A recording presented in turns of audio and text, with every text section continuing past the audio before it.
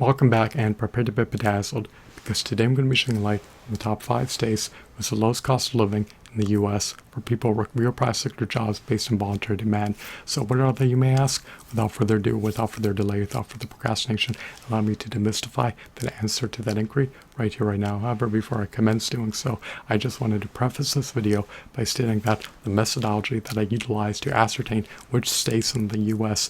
bear the lowest cost of living for people who work real private sector jobs based on voluntary demand was based on the race of their evisceration fees.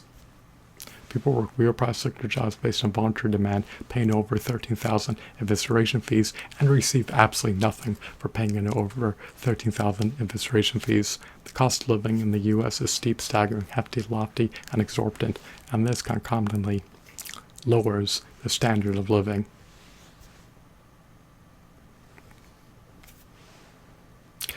You need extreme wealth in order to be able to afford to attain a mediocre standard of living in the U.S. as of this confluence of time and space.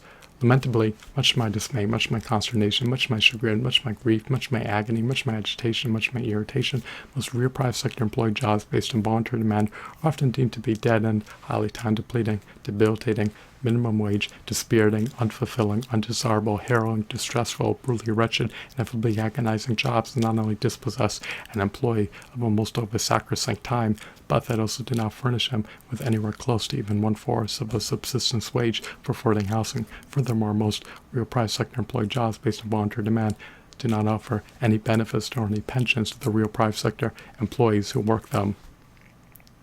So, if you're keen on living in a state that bears the lowest cost of living in the U.S.,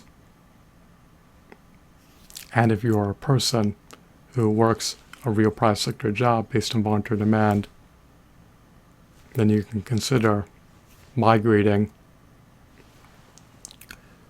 to a state that has a lower cost of living in order to decrease your cost of living.